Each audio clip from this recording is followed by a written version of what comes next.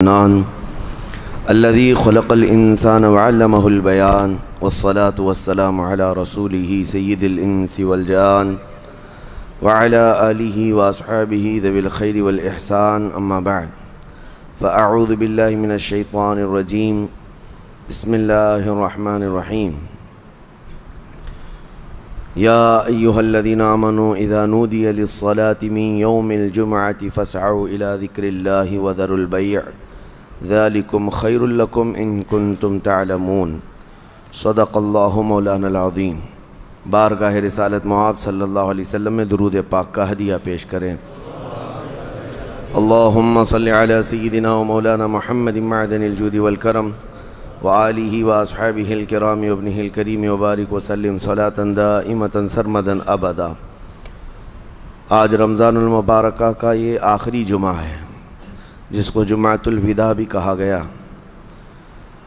اس جمعہ کی بڑی فضیلت ہے اور اہمیت ہے۔ یہ مسلمانوں کی ہیبت اور مسلمانوں کی عظمت و شان کا مظہر ہے، اور پہلے سے بزرگوں میں اس کے اہتمام کا اور اس جمعہ کے خاص اہتمام کا ذکر ملتا آیا ہے۔ نبی اقدس صلی اللہ تعالیٰ علیہ وسلم اور ان کے صحابہ اور ان کے بعد امت کے اکابرین نے اس جمعہ کا بڑا اہتمام کیا۔ روایتوں میں یہ ملتا ہے کہ پورے رمضان المبارکہ میں جتنی رحمتیں روزانہ اترتی تھیں وہ ساری رحمتیں آج کے دن اللہ اتارتا ہے، اتنی برابر۔ اور نبی اکرم صلی اللہ علیہ وسلم کی ایک حدیث میں یہ بھی ہے کہ اس کی ساعتیں یعنی دن اور رات ملا کر 24 گھنٹے ہوتے ہیں، ان میں سے کوئی گھنٹہ ایسا نہیں ہے جس میں ہر لمحے اللہ کریم 6 لاکھ لوگوں کو جہنم سے آزاد فرماتا ہے۔ ہر لمحہ اس کا اس ماہ مبارکہ کے اس آخری جمعہ میں کاش ہمارا نام بھی وہ آزاد ہونے والوں میں شامل ہو جائے۔ عزیزان گرامی وقار، ایک روایت یہ بھی ہے کہ آج اللہ کے فرشتے زمین پر اترتے ہیں اور مومنین سے مصافحہ کرتے ہیں، اور شام ہونے تک افطار تک فرشتے ان کی مغفرت کی دعا کرتے رہتے ہیں۔ اللہ کریم میں جس مومن سے ملاقات کیا اس کی تو مغفرت فرما دے، تو اللہ تبارک و تعالیٰ فرشتوں کی سفارش پر ان کی مغفرت کا عام اعلان بھی فرماتا ہے۔ یہ آج کے دنوں کی بڑی خصوصیت ہے، اس لیے اس کا اہتمام بھی کرتے ہیں۔ اور ویسے دنیا بھر میں خصوصیت کے ساتھ آج کے دن کو یوم القدس کے نام سے منایا جاتا ہے۔ یوم القدس کا مطلب کیا ہے؟ رمضان کے آخری جمعہ کو بیت المقدس مسجد اقصیٰ کے تحفظ کی یادگاری کے لیے امت میں اس کو مشہور کر دیا گیا کہ کم از کم امت میں نئے بچوں کو، نئے جوانوں کو، نئی جنریشن کو یہ پتہ لگے کہ بیت المقدس کیا ہے، مسجد اقصیٰ کیا ہے، ورنہ تو یہ قوم بھول جائے گی۔ یہ دھیرے دھیرے ان کے ذہنوں سے ساری چیزیں ختم ہو جاتی ہیں۔ یہاں ہمارے ملک میں رہتے ہوئے اب نئے بچوں سے پوچھیں تو بابری مسجد انہیں نہیں معلوم۔ پرانے لوگ جانتے ہیں جن کے سامنے حادثے ہوئے ہیں، لیکن جو نئے لوگ دنیا میں آتے ہیں یا جوان ہوتے رہتے ہیں تو ان تمام چیزوں سے وہ واقف نہیں ہو پاتے۔ تو یہ علماء کی ذمہ داری ہے اور بڑوں کی یہ ذمہ داری ہے کہ یہ معلومات منتقل کرتے رہیں اپنی جنریشن میں۔ آج یوم القدس کے طور پر دنیا بھر میں اس لیے منایا جا رہا ہے کہ بیت المقدس مسجد اقصیٰ کی حفاظت کا ایک عظیم منصب اور ایک عظیم مفہوم بچوں کے ذہن میں منتقل کیا جائے۔ کیا خبر کہ یہ جو نونہال ہیں، چھوٹے بچے ہیں، ہمارے ہاں آس پاس رہتے ہیں، کیا پتہ ان میں سے کون صلاح الدین بن کر کھڑا ہونے والا ہے۔ صلاح الدین کوئی آسمان سے آنے والے اور زمین سے نکلنے والے مجاہد کا نام نہیں تھا، وہ بھی اسی طرح سے پرورش پانے والے کسی محلے بستی میں رہتے تھے۔ اور صلاح الدین ایوبی نے ان حالات کا سامنا کیا تھا جب عیسائیوں نے بیت المقدس پر زبردستی قبضہ جمایا ہوا تھا، جبکہ حضرت عمر فاروق رضی اللہ تعالیٰ عنہ کے زمانے سے لے کر تقریباً 400 سال تک بیت المقدس پر اذانیں ہوتی رہیں، نمازیں ہوتی رہیں، اور صرف ان عیسائیوں کو وہاں آنے کی عام اجازت دی گئی تھی فاطمی دور میں۔ ویسے اگر میں تاریخ بتاؤں تو بیت المقدس روئے زمین پر یہ تیسرا اہم مرکز ہے مسلمانوں کا۔ حرم کعبہ اور مسجد نبوی کے بعد تیسرا حرم مسجد اقصیٰ ہے، بیت المقدس ہے۔ اور ویسے اس کے انعقاد اور زمین پر اس کے پائے جانے کی تاریخ تو بہت پرانی ہے۔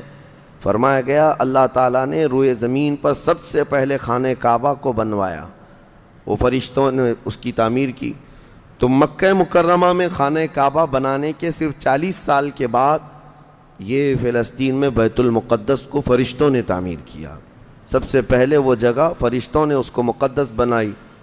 تو اس زمانے سے آدم علیہ الصلوۃ والتسلیم کے زمانے سے یہ بیت المقدس کا علاقہ مقدس ہی رہا، اور اس کو ارض المقدس کہا جاتا ہے آج بھی عربی میں۔ پھر انبیاء اکرام علیہ السلام آتے رہے، اور اکثر انبیاء اکرام علیہ السلام کی عبادت گاہ رہی۔ بنی اسرائیل کے تقریباً انبیاء اکرام بیت المقدس کو ہی اپنا مسکن بنائے ہوئے تھے، اپنا وطن بنائے ہوئے تھے۔ کتنے انبیاء اکرام کا ذکر کروں، تقریباً 30,000 انبیاء اکرام آج بیت المقدس کے ارد گرد دفن ہیں۔ 30,000 انبیاء اکرام علیہ السلام۔ اور اولو العزم پیغمبروں میں حضرت سیدنا ابراہیم علیہ السلام وہیں پر ہیں، آپ کے بیٹے حضرت اسحاق علیہ السلام وہیں ہیں، ان کے بیٹے حضرت یعقوب علیہ السلام وہیں ہیں، پھر موسیٰ علیہ السلام وہیں ہیں، اور اس کے علاوہ زکریا علیہ السلام، داؤد علیہ السلام، سلیمان علیہ السلام، جلیل القدر انبیاء کرام سب بیت المقدس میں ہیں۔ تو یہ بیت المقدس اس لیے بھی اہمیت کا حامل ہے کہ مسلمانوں سے پہلے یعنی انبیاء کرام علیہ السلام کے دور میں یہ مرکز رہا، قبلہ رہا اکثر امتوں کا۔ تو یہودی جو ہے چونکہ ان انبیاء کرام کے فالوورز میں آتے ہیں، حضرت ابراہیم علیہ السلام کے، حضرت اسحاق اور حضرت یعقوب علیہ السلام کے، تو ان کے لیے بھی یہ مقدس تھا۔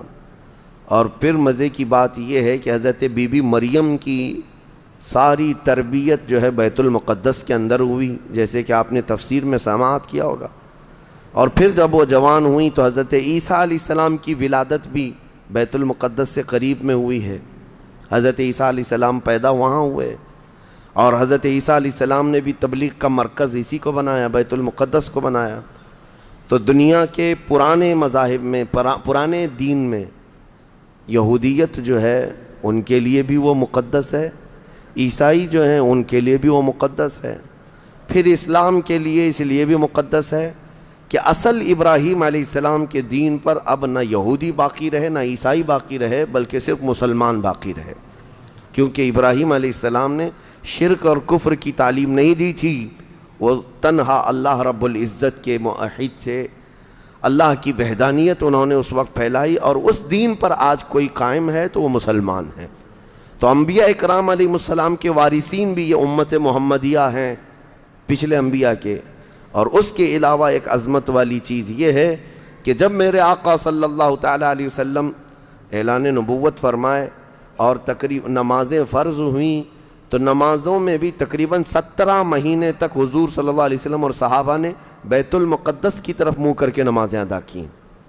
اس اعتبار سے ہمارا پہلا قبلہ وہی ہے، پہلا قبلہ جس کو قبلہ اول کہا گیا ہے۔ پھر حضور کی خواہش پر قبلہ بدل دیا گیا، خانہ کعبہ قبلہ ہو گیا ہمارا۔ اور ایک بڑی اہمیت اس بیت المقدس کی یہ بھی ہے کہ جب نبی اکرم صلی اللہ تعالیٰ علیہ وسلم معراج کی شب تشریف لے جا رہے تھے رب ذوالجلال کی ملاقات کے لیے، تو جبرائیل امین کے نے براق کی سواری کو حرم سے لے کر سب سے پہلے جہاں پر اتارا تھا وہ بیت المقدس ہے۔ بیت المقدس جہاں پر آج بھی وہ جگہ باقی ہے جہاں رسول کریم صلی اللہ تعالیٰ علیہ وسلم کی سواری براق کو باندھا گیا تھا، اور حضور نے اندر جا کر 1,24,000 کم و بیش نبیوں کو حضور نے امامت فرمائی تھی۔ یہ وہ بیت المقدس ہے جہاں سارے نبیوں نے میرے نبی کا خطبہ پڑھا تھا معراج کی شب، اور اس کے بعد رسول اقدس صلی اللہ تعالیٰ علیہ وسلم وہاں سے آسمانوں کا سفر کیے۔ تو بیت المقدس مسلمانوں کے لیے اس لیے بھی اہم ہے کہ میرے آقا کی امامت گاہ بھی ہے اور ہمارا قبلہ بھی ہے۔ اب یہ زمانے میں چلتا رہا، جب حضور اکرم صلی اللہ تعالیٰ علیہ وسلم کا دور تھا ظاہری زندگی کا، اس وقت بیت المقدس پر عیسائیوں کا ہی قبضہ تھا. ہم یہ بتاتے ہیں عیسائیوں کا، لیکن عیسائیوں نے کہاں سے قبضہ کیا تھا؟ وہ تو یہودیوں سے حاصل کیا تھا. یہودیوں کو مارتے تھے. اتنی خطرناک جنگیں ہوتی تھیں عیسائیوں میں اور یہودیوں میں کہ بیت المقدس میں خون خرابہ یہ آج کی تاریخ نہیں ہے، بہت پرانی تاریخ ہے. ٹائٹس نام کا ایک عیسائی بادشاہ جس نے پورے بیت المقدس کی اینٹ سے اینٹ بجا دی تھی، اور اس نے جتنے یہودی وہاں پر آباد تھے سب کو قتل کروا دیا تھا. پھر عیسائیوں کا قبضہ ہوا تھا. کتنے بڑے بڑے عیسائی بادشاہ آئے اور انہوں نے وہاں پر سوائے ظلم کے اور کچھ نہیں کیا بیت المقدس میں. یہ تو ان کی تاریخ چلتی تھی عیسائیوں کی، یہودیوں کی. یہودیوں سے کئی مرتبہ بیت المقدس لے لیا گیا اور عیسائی جھنڈا وہاں لہرایا گیا. کئی 100 سال تک عیسائیوں نے یہودیوں کا داخلہ بھی بند کر رکھا تھا کہ کوئی یہودی پھٹکنے بھی نہ پائے. بیت المقدس تو چھوڑیں، یروشلم میں، فلسطین میں کسی یہودی کی انٹری نہیں تھی. عیسائیوں کا جب غلبہ تھا تو یہ کئی زمانے تک چلتا رہا. اصل یہاں پر کیا تھا وہ میں آپ کو بتا دوں. یہ بیت المقدس کا مسئلہ آپ کو سمجھنا اس لیے بھی ضروری ہے کہ آج پوری دنیا میں یہ ایک سب سے بڑا ایشو کیوں ہے. اس کی بنیاد یہ ہے کہ حضرت آدم علیہ السلام کے بعد سے وہ جگہ مقدس تھی، فرشتوں کی تعمیر کی ہوئی. لیکن جب حضرت داؤد علیہ السلام تشریف لائے تو آپ نے، چونکہ آپ کی حکومت تھی اس وقت، آپ بادشاہ تھے، آپ نے ایک مسجد تعمیر کرنے کا حکم دیا. لیکن آپ کے زمانے میں وہ کام نہ ہو سکا تو اپنے بیٹے حضرت سلیمان علیہ السلام کو انہوں نے حکم دیا. سلیمان علیہ السلام بادشاہ بھی ہوئے اور داؤد علیہ السلام کی کرسی پر بھی فائز ہوئے، اور وہ نبی بھی تھے، رسول بھی تھے، امت بھی تھی آپ کی. اور سلیمان علیہ السلام کو تو اللہ تعالیٰ نے ایسی طاقت دی تھی کہ وہ ہواؤں پر بھی حکومت کرتے اور جنات پر بھی حکومت کرتے. تو سلیمان علیہ السلام نے کام شروع کیا. یہ وہ جگہ تھی جہاں موسیٰ علیہ السلام عبادت کیا کرتے تھے. اس جگہ پر سلیمان علیہ السلام نے ایک مسجد بنانے کا حکم دیا اور یہ جنات بنانا شروع کرتے ہیں. اس کا ذکر قرآن پاک میں بھی موجود ہے. حضرت سلیمان علیہ السلام نے جب پورا ڈیزائن دیا کہ اس طرح سے بننا ہے تو پھر جنات تعمیر کرتے رہے اور جنات اتنا خوف کھاتے تھے سلیمان علیہ السلام سے کہ وہ ایک لمحہ بھی حضرت سلیمان علیہ السلام سے غافل نہیں ہوتے یا حکم عدولی نہیں کرتے. ہوا یہ کہ کام ابھی کمپلیٹ نہیں ہوا تھا کہ سلیمان علیہ السلام کا انتقال ہوا تو جنات بھاگ جاتے. لیکن اللہ کی مصلحت، حضرت سلیمان علیہ السلام لکڑی لے کر یوں کھڑے رہتے تھے، اپنا عصا لے کر کے کھڑے رہتے تھے اور کام دیکھتے رہتے تھے. جب تک سلیمان علیہ السلام کھڑے ہیں تیزی سے جنات بڑے بڑے پتھر لاتے تعمیر کرتے رہتے تھے. انتقال ہوا سلیمان علیہ السلام کا اور آپ ایسے ہی کھڑے رہ گئے. آپ کے کھڑے کھڑے وفات ہوئی ہے. اور اس طرح سلیمان علیہ السلام کی وفات کو سالوں گزر گئے لیکن آپ وہاں سے ہٹے نہیں کیونکہ کام چل رہا تھا. قرآن میں ہے، اللہ تعالیٰ فرماتا ہے جب لکڑی کو دیمک کھا گئی، کتنے سال گزر گئے ہوں گے. حضرت سلیمان علیہ السلام یوں ہی کھڑے تھے. اور عام دوسرے لوگوں کی موت تو چھوڑو، نیند میں کھڑا ہو کر کے دکھائے. وہ اللہ کے نبی تھے کہ انتقال کے بعد بھی وہ کھڑے رہے. روایتوں میں کئی سالوں تک، 10 سالوں تک آپ کھڑے رہے. اور اس کے بعد دیمک کھا گئی لکڑی کو تو لکڑی ٹوٹ گئی. تب سلیمان علیہ السلام زمین پر آ گرے. جنات اسی وقت جان گئے کہ یہ تو انتقال کر گئے ہیں. تب تک بیت المقدس کا کام کمپلیٹ ہو گیا تھا، جنات بھاگ گئے سب. یہ تعمیر، اس کو اصل میں بیت المقدس نہیں کہا جاتا تھا اس وقت، یہ ہیکل سلیمانی. یہ یہودیوں کے عقیدے کے اعتبار سے فرسٹ ٹیمپل ہے، پہلا مندر یا پہلی مسجد جو بھی ہے مقدس تھی. یہ ہیکل سلیمانی جو سلیمان علیہ السلام نے جنات سے بنایا تھا، اور سلیمان علیہ السلام کی کرسی جہاں لگتی تھی اس وقت حضرت سلیمان علیہ السلام نے جنات اور سرکش لوگوں سے اور جادوگر لوگوں سے سب چیزیں جادو کی چھین کر اپنی کرسی کے نیچے دفن کر دیا تھا. سب ختم کیا تھا کہ کوئی جادو ٹونا یہ سب چیزیں نہ ہوں، کیونکہ یہودی جادو کے پیچھے بہت بھاگتے تھے، صرف جادو میں ہی دن رات۔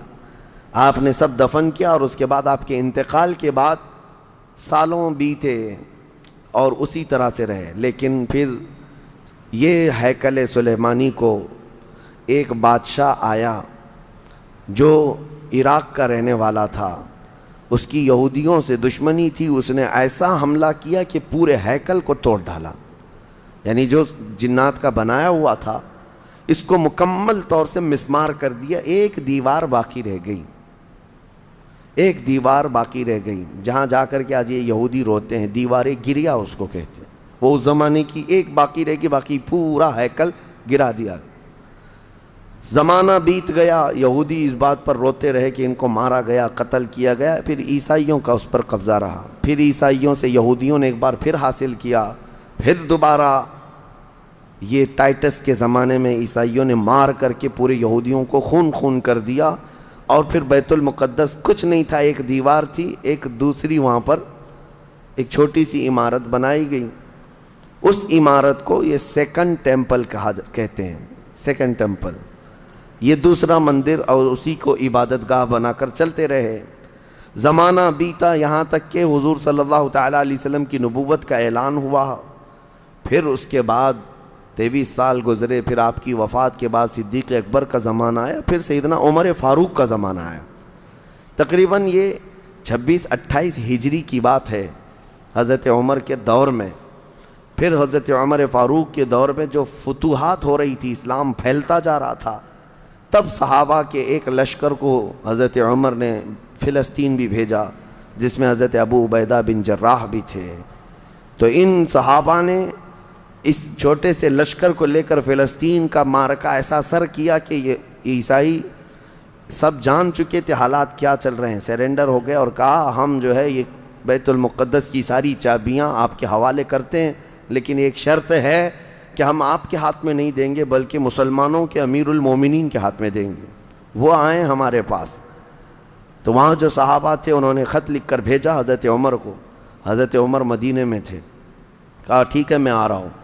قبلہ اول مسلمانوں کے ہاتھ میں تھا، بیت المقدس آ رہا تھا، سیدنا عمر فاروق مدینے سے چل پڑے، ایک غلام کے ساتھ نکلیں اور ایک سواری ہے، ایک خچر ہے، اور دونوں بھی کس انداز سے جا رہے ہیں، ایسا امیر المومنین جس کے رعب سے قیصر و کسریٰ کانپتے تھے، لڑائی کی کسی کے اندر مجال نہیں تھی، وہ ایک خچر کے سواری پر اتنا لمبا سفر طے کر رہے ہیں، وہ بھی غلام سے یہ طے کر رکھا ہے 1 میل میں بیٹھوں گا، 1 میل تو بیٹھنا، ہاں تو رسی پکڑ کے چلے گا 1 میل تک، اور اس کے بعد جب تو بیٹھے گا تو میں رسی پکڑ کے چلوں گا 1 میل تک، اس طرح سے تو سفر طے کیا۔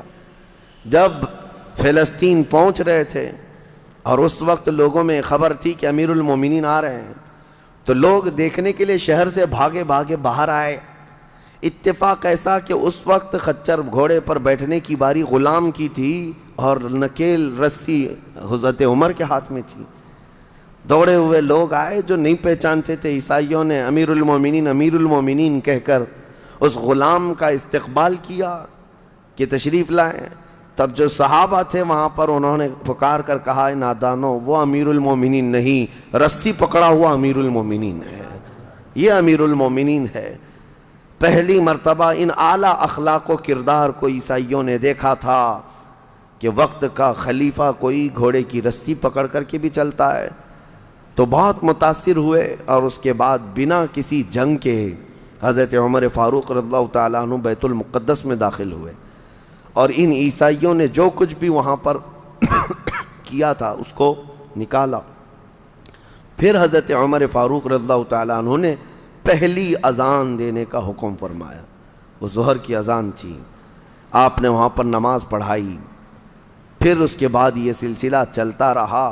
اب اس میں تفصیل ہے، عیسائیوں کو اسی طرح ہم بھی بھگاتے، مسلمان بھی بھگاتے، جیسے یہ یہودیوں کو بھگاتے تھے، تو انہیں آج بولنا چاہیے تھا کہ مسلمانوں نے زبردستی قبضہ کیا۔ حضرت عمر فاروق کا عام اعلان تھا کہ جو یہاں پر رہنا چاہے اس کے لیے کھلی آزادی ہے، حتیٰ کہ عیسائیوں کا چرچ بھی تھا پرانا، حضرت عمر نے کہا اس کو توڑا نہ جائے، اس میں عبادت جو ہوتی ہے ان کو اپنی عبادت کرنے دیا جائے۔ حضرت عمر چاہتے تو اینٹ سے اینٹ بجا دیتے، نکال کر صاف کر دیتے، لیکن آپ نے کھلی اجازت دی، اور عیسائی ویسے ہی باقی رہے۔ 400 سال تک یہ سلسلہ چلتا رہا۔ پھر فاطمی دور آیا، یعنی بنو عباس کی خلافت ختم ہوئی، فاطمیوں کا غلغلہ تھا، انہوں نے خلافت سنبھالی، لیکن وہ مضبوط نہیں تھے، کمزور خلیفہ آئے، جس کی وجہ سے صلیبی طاقتیں جتنی بھی تھیں سب آ کر کے اس خلیفہ پر قبضہ جما لیا، اور بیت المقدس میں اجازت پہلے مانگ لی کہ ہمیں آنے جانے کی اجازت دی جائے۔ جب آنے جانے کی اجازت مل گئی تو پورے علاقے پر زبردستی غاصب قبضہ کر کے وہاں سے سارے مسلمانوں کو ختم کر دیا، بہت مسلمانوں کا قتل کیا۔ فلسطین کی سرزمین یہودیوں کے قتل سے بھی بھری ہے، مسلمانوں کے قتل سے بھی بھری ہے، اور یہودیوں نے عیسائیوں کا بھی قتل کیا ہے، لیکن مسلمانوں کا قتل عام کر کے یہ زبردستی فائز ہوئے ہیں کس پہ؟ بیت المقدس پر۔ یہ قبضہ جو ہے 87 ایئرز تک چلتا رہا، 87 سال تک۔ یہ اس وقت کا المیہ تھا کہ مسلمان خلیفے تھے، گورنر تھے، بہت سارے حکمران تھے، رونا روتے تھے، لیکن کوئی آگے بڑھنے کو تیار نہیں تھا۔ کردستان کا ایک شہزادہ صلاح الدین ایوبی، جو نور الدین زنگی کے شاگرد تھے اور ان کی فوج کے سپاہی تھے، ان کو یہ روزانہ خبریں تھی کہ بیت المقدس میں سب کچھ اجاڑ دیا گیا ہے، مسلمانوں کی اذان بند ہے، وہاں نہ جمعہ کا خطبہ ہو سکتا ہے، نہ ہی عبادت کے لیے وہاں پر نماز پڑھی جا سکتی ہے۔ ایک دن گزر رہے تھے، انہوں نے ایک لکڑی کا ممبر بنوایا اور پھر عزم کر لیا کہ یہ ممبر میں بیت المقدس میں رکھ کر کے رہوں گا اور اس سے خطبہ دیا جائے گا۔ وہ ان کا عزم تھا اور اس پر لے کر کے چلتے رہے۔ تقریباً آپ نے 17 جنگیں لڑی ہیں، 17 جنگیں لڑی، اور صلاح الدین ایوبی کو جو درپیش مسائل تھے وہ کہا گیا ہے کہ پہلے تو انہوں نے جو روڈ میپ بنایا تھا اس حساب سے ان کو 2 سال کے اندر یہ جنگوں میں فتح کر لینا تھا۔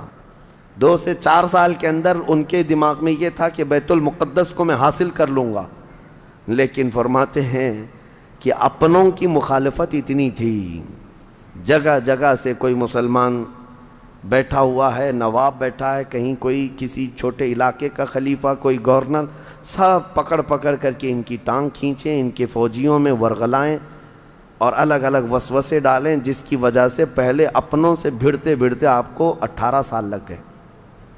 بیت المقدس پھر پہنچے، صلیبیوں سے معرکہ آرائیاں ہوتی رہیں، پھر وہ 87 سال کے بعد صلاح الدین ایوبی نے دوبارہ بیت المقدس کو ان عیسائیوں سے پاک کیا، اور آپ نے وہ ممبر وہاں پر لگایا اور تاریخی خطبہ عطا کیا تھا۔ اس کے بعد وہ بیمار ہو گئے صلاح الدین ایوبی رحمۃ اللہ تعالیٰ علیہ۔ 17 جنگیں جس نے لڑیں، اور عیسائی آج بھی صلاح الدین کے نام سے ڈرتے ہیں، اور بہت سارے تعریف بھی کرتے ہیں کہ ایسا جرنیل ہم نے دیکھا ہی نہیں دنیا میں صلاح الدین ایوبی کی طرح۔ وہ خون کا پیاسا نہیں تھا، وہ امن کا پیاسا تھا۔ کتنے تو قیدی ایسے آتے تھے جن کو وہ صرف ایگریمنٹ کر کے آزاد کر دیتا۔ عیسائی اس بات پر آج بھی اقرار کرتے ہیں کہ جنگوں میں قید جو ہونے والے کو کوئی چھوڑتا نہیں ہے، لیکن صلاح الدین ایوبی ایک نہیں لاکھوں لوگوں کو آزاد کیا ہے، 1000 بھی نہیں، لاکھوں لوگوں کو آزاد کیا ہے۔ صلاح الدین ایوبی رحمۃ اللہ تعالیٰ علیہ، اللہ ان کی تربت پر کروڑوں رحمتیں نازل فرمائے۔ حیرت کی بات یہ ہے کہ ان کا آخری وقت آیا تو رونے لگے، بستر پر رو رہے تھے۔ لوگوں نے پوچھا کہ کیا بات ہے؟ صلاح الدین ایوبی کہتے ہیں میں نے منت مانگی تھی اللہ سے کہ اے اللہ بیت المقدس فتح ہو جائے تو میں حج پہ جاؤں گا۔ کہا تو پھر کیا ہوا؟ کہا میرے پاس اتنے پیسے نہیں ہیں کہ میں حج کر سکوں۔ یہ وقت کا وہ عادل حکمران جس کی تاریخ عدل سے بھری ہوئی ہے، لیکن یہ بھی تاریخ ہے کہ مال لوٹ کر کے اگر اپنا محل بنایا ہوتا تو صلاح الدین کے بہت سارے آج محلات ہوتے، لیکن وہ آخر وقت بستر پر اس غم سے رو رہے تھے کہ میرے پاس حج پہ جانے کے لیے پیسے نہیں ہیں، جس کے زیر نگیں کتنے علاقے آتے تھے اس وقت، بہت سارے علاقوں کا وہ خلیفہ۔ لیکن میرے عزیزو، اسلام کی سچی تاریخ ایسے ہی خلفاء سے ہے، ایسے ہی خلفاء سے نظام ہے۔ پھر یہ زمانہ چلتا رہا، تقریباً 800 سال گزر گئے، 1921 آیا، 1921، یہ جو گزری ہوئی سینچری ہے ابھی ہماری، یہ فرسٹ ورلڈ وار جب ہوئی، پہلی جنگ عظیم، اس جنگ کے دوران یہودیوں نے زبردستی اجازت مانگی برطانیہ کو ثالث بنا کر کے، کیونکہ جب ترکی کی حکومت ختم ہو گئی، جس کو خلافت عثمانیہ کہا جاتا ہے، جب وہ کمزور ہو کر گر گئی، کیونکہ ان کا دبدبہ تھا، یہ آخری خلافت ہے جو زمین پر تھی، اگرچہ خلافت کے نام سے جو مشہور رہی، تو حضور صلی اللہ تعالیٰ علیہ وسلم کی وفات کے بعد سے لے کر یہ ترکی کی خلافت عثمانیہ تک اس روئے زمین پر خلیفہ ہر زمانے میں کوئی نہ کوئی رہا، لیکن 1921 سے لے کر 1921 سے لے کر اب کا زمانہ آ گیا 2023، اتنے سال، 100 سال گزر گئے، پوری دنیا میں اب کوئی خلیفہ مسلمانوں کا نہیں رہا۔ بادشاہ تو بہت سارے ہیں، امیر المومنین اور خلیفہ کے نام سے اس روئے زمین پر اب کوئی نہیں۔ ان ظالموں نے ہماری خلافت کے نظام کو مار ڈالا، ختم کیا، خلافت کو زمین سے ختم کیا۔ اب لوگوں کو نیا لگتا ہے کہ خلافت کا مطلب کیا ہے۔ خلافت ایک نظام ہے، پورا نظام ہے۔ جب ڈیموکریسی ایک نظام ہے، کمیونزم ایک نظام ہے، تو اسی طرح سے خلافت جو ہے میرے مصطفیٰ کے نظام کا نام ہے۔ جب یہ ختم ہوا تو پھر 1921 میں یہودی جگہ جگہ سے جو مارے گئے تھے، اس وقت جرمن سے بھگائے جا رہے تھے، جینوسائیڈ کیا گیا تھا یہودیوں کا، جرمن میں مارا جا رہا تھا، تو ان کے اوپر دنیا والوں نے چنتک بیٹھک جس کو کہتے ہیں رحم کرنے کا، کئی مرتبہ بیٹھکیں ہوئی، بڑے بڑے لوگوں نے کہا یہودی پوری دنیا میں مارے جا رہے ہیں اور یہ مظلوم ہیں، ان کو کہیں پناہ دی جائے۔ پناہ دینے کے لیے جب بات آئی تو فلسطین کا ایک چھوٹا سا علاقہ 4000 یہودیوں کو رہنے کی اجازت دی گئی۔ 1921 سے 4000 یہودیوں کو رہنے کی اجازت دی گئی، اور پھر جب وہ 4000 یہودی رہے تو بڑھتے بڑھتے دنیا بھر سے لوگ ہجرت کر کے یہودی وہاں جاتے رہے، اور تقریباً 1948 1947 1947 جب ہمارے ہاں آزادی کا مسئلہ چل رہا تھا، تب تک یہودی جو ہے لاکھوں کی تعداد میں وہاں جمع ہو چکے تھے، اور جمع ہو کر کے ان لوگوں نے، اور اسی وقت ہٹلر کا دور بھی ختم ہوا تھا، اور ہٹلر نے ان کو بہت مارا تھا، جس کو ہولوکاسٹ کہا جاتا ہے، اور بہت زیادہ ظلم کیا تھا۔ تو یہ سب بھاگ کر کے فلسطین میں جمع ہوئے، اور پھر ایک ایگریمنٹ سائن کروا لیا گیا دنیا کی بڑی بڑی طاقتوں سے کہ یہ اسرائیل ایک کنٹری ہے۔ فلسطین کو 2 حصوں میں بانٹ دیا گیا، آدھا عربوں میں، آدھا یہودیوں میں، فلسطین کے 2 حصے کر دیے۔ تو آدھا یہودیوں کو ملا تو ٹھیک ہے، لیکن اس کے غصے میں عربوں میں جنگ شروع ہوئی 1948 کے بعد، پھر جنگوں کا آغاز ہو گیا۔ جارڈن، سیریا، مصر، ان لوگوں نے اسرائیل کے ساتھ، انہوں نے نئی کنٹری کا نام اسرائیل رکھا تھا، جنگ کیا۔ جب جنگ کرتے رہے، اسرائیل اپنے پیر پھیلاتا رہا اور آگے بڑھتا رہا، کیونکہ اس وقت ان عربوں کے اندر یا جدید ہتھیار نہیں تھے۔ اسرائیل کو فلی طور پر امریکہ کا سپورٹ تھا، UK کا سپورٹ تھا، یورپ کا سپورٹ تھا۔ ان تینوں ملکوں کے ساتھ بڑی خوفناک جنگوں میں ان کو پیچھے ڈھکیل دیا گیا، بلکہ جو صحرائے سینا تھا مصر کا، وہ بھی اسرائیل نے قبضہ کر لیا۔ طور سینا جس کو کہتے ہیں، کوہ طور، وہ بھی ان کے لیے مقدس تھا، وہ بھی حاصل کر لیا۔ پھر اس کے بعد دوسری جنگ بھی ہوئی تھی مصر کی، تب مصر نے وہ علاقہ واپس لیا اور اسرائیل کو سمیٹنے کی کوشش کرتے رہے۔ 3 بڑی جنگوں میں ہوا یہ کہ جب جنگ ہوتی رہی، اسرائیل پھیلتا رہا۔ پھر 1978 کے قریب یا 75 کے آس پاس اسرائیل نے پورے طور پر فلسطین کا کنٹرول اپنے ہاتھ میں لے لیا، جس میں بیت المقدس بھی چلا گیا۔ یہ ہے تاریخ میں آدم علیہ السلام کے زمانے سے لے کر یہاں تک کی بتا رہا ہوں، مختصر جھلکیاں۔ اس کے بعد سے یہودیوں نے بیت المقدس کا کنٹرول اپنے ہاتھ میں لیا، حالانکہ UN کا یہ فیصلہ ہے کہ پورے اسرائیل کو یہ خاص طور پر تنبیہ کی گئی ہے کہ صرف مسجد اقصیٰ جو بیت المقدس ہے، اس کا کنٹرول اور اس کا مینجمنٹ اس کے انتظامات یہودیوں کے ہاتھ میں بھی نہیں رہیں گے اور وہاں کے فلسطینی مسلمانوں کے ہاتھ میں بھی نہیں رہیں گے، یہ جارڈن کی حکومت کو دیا گیا ہے۔ جارڈن کی حکومت جس کو کسٹوڈین آف یہ کہا جاتا ہے بیت المقدس، وہ اس کے انتظام دیکھتی ہے، لیکن برائے نام ہے یہودیوں نے دھجیاں اڑا رکھی ہیں پورے دنیا بھر کے قوانین کی، جہاں جہاں ان کو پابندی تھی کہ یہاں نئے گھر نہیں بنائیں گے۔ ابھی 3-4 سال پہلے انہوں نے پورے مسلمانوں کے محلے کو ختم کر کے 200 گھر بنائے، یہودیوں کو آباد کیا۔ برسوں سے یہاں جو مسلمان تھے، ابھی آپ جا کر کے کبھی دیکھیں یروشلم، بیت الحم جو بیت المقدس کے آس پاس کے علاقے، رام اللہ 40 سال 45 سال ہو گئے دکانوں کو تالے لگے ہوئے ہیں، جالے لگے ہوئے ہیں، لیکن کھولنے کی اجازت نہیں ہے۔ اتنے پرانے وقت سے دکانیں بند ہیں، کہا کہ نہیں یہودیوں کی طرف سے کوئی یہاں پر کھولنے کی اجازت نہیں ہے، مسلمانوں کے نام پر۔ اور اللہ کا فضل تو دیکھیں، وہ مسلمان کیسے جگرے والے لوگ ہیں، میں نے اپنی آنکھوں سے دیکھا ہے۔ ہر جگہ کی طبیعت کے اعتبار سے اللہ تعالیٰ مخلوق پیدا کیا ہے۔ ان ظالم غاصب اسرائیلیوں کو ہم نے دیکھا، یہ بندوق تانے بیت المقدس کے ہر دروازے پر کھڑے رہتے ہیں، اور مسلمانوں کا فلسطینی 8 سال کا بچہ آتا ہے، اس کی نال یوں پھینک کر کے مسجد میں اندر جاتا ہے، نماز پڑھتا ہے، پھر نکلتا ہے، اور وہ فوجی دیکھتا رہ جاتا ہے، کچھ نہیں کرتا۔ بسا اوقات گولیوں سے برساتے ہیں، روزانہ کا معمول یہ ہے۔ رات کو گولیوں کی بارش ہوئی، سمیٹ کر کے ختم کیا گیا، زخمی ہاسپٹل میں گئے، دوسرے دن دیکھا عصر کے بعد بیت المقدس کے باہر صحن جو ہے وہاں پر پھر عورتیں بچے سب جو روزانہ عصر سے لے کر مغرب تک اپنی روٹیاں اپنے کھانے لے کر کے آتی ہیں، بیٹھتی ہیں، ایسا لگتا ہے یہاں کچھ ہوا ہی نہیں، کچھ ہوا ہی نہیں۔ مائیں بچوں کو بچپن سے یہ چیز ڈال دیتی ہیں کہ بیٹا اگر تو ابھی گھر سے گیا نماز کے لیے تو ہمیں یہ یقین نہیں ہوتا کہ تیرا جسم آئے گا کہ تیری لاش آئے گی۔ ہر ماں کا یہ وہاں پر جذبہ ہے، اور یہ حدیث پاک میں موجود ہے۔ میرے آقا صلی اللہ علیہ وسلم نے فرمایا لا تزال طائفۃ من امتی، میری امت میں سے ایک جماعت ایسی رہے گی جو قیامت تک حق کے لیے لڑتی رہے گی، اور اللہ ان کا ناصر و مددگار ہوگا۔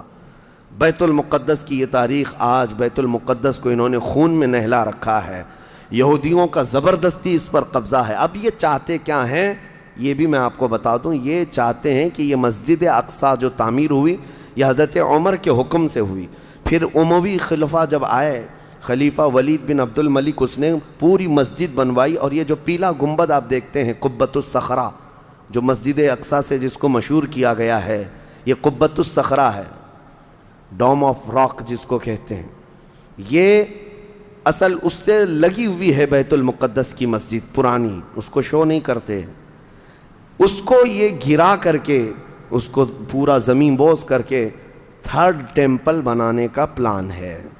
ان کو یہ چاہیے کہ حضرت داؤد علیہ السلام کے زمانے میں جو کام شروع ہوا تھا، سلیمان علیہ السلام نے جو مندر بنایا تھا، جو ٹیمپل بنایا تھا، ہم اس کو اسی جگہ تعمیر کریں گے۔ تو بیت المقدس مسجد اقصیٰ کی دیوار سے دیوار انہیں گرانا ہے، اس کے لیے یہ کیا کیا سازشیں کرتے رہے، کھدائی کرتے رہے کہ یہاں پرانا خزانہ ہے، فلاں چیزیں ہیں، ثبوت نکالنا ہے۔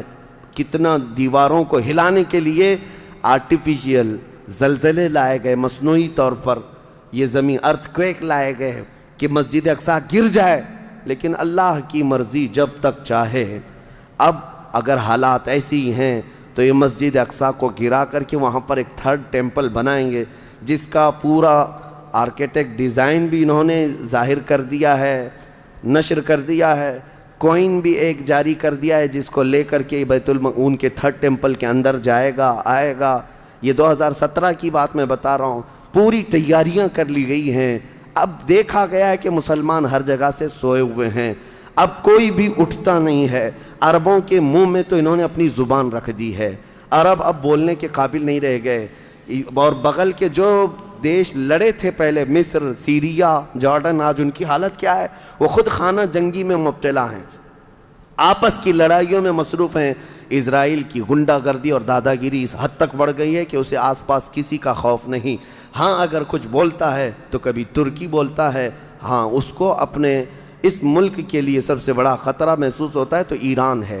ایران کو اس نے سعودی سے ایسا لڑا کر کے رکھا ہے کہ وہ آپس میں جنگیں کرتے رہیں، اسی لیے ابھی ایران اور سعودی کا پیس معاہدہ ہوا، ایگریمنٹ ہوا، تو سب سے پہلے نیند حرام ہو رہی ہے اسرائیل کی کہ یہ اگر دوست ہو گئے تو میرا کیا ہوگا، میری حفاظت کیا ہوگی۔ اسرائیل حماس کو مدد کرتا ہے، جو غزہ میں ایک علاقہ باقی رہ گیا مسلمانوں کا جو فلسطین کے اندر ہے، جو آج تک لڑ رہے ہیں، آج تک راکٹ داغتے ہیں، اسرائیل کے ساتھ لڑتے ہیں۔ 20,000 کی تعداد ہے وہ بیچاروں کی، 20,000 کی تعداد ہے۔ اب یہ تاریخ اس طرح سے بتائی جاتی ہے، نیوز اس طرح کی ہے، اسے حماس کو اسرائیل مدد کرتا ہے، فلاں مدد کرتا ہے، جو بھی مدد کرتا ہو ہمیں اس سے وہ نہیں، لیکن ایک حق جماعت قیامت تک حق پر قائم رہے گی اور بیت المقدس کے لیے لڑتی رہے گی۔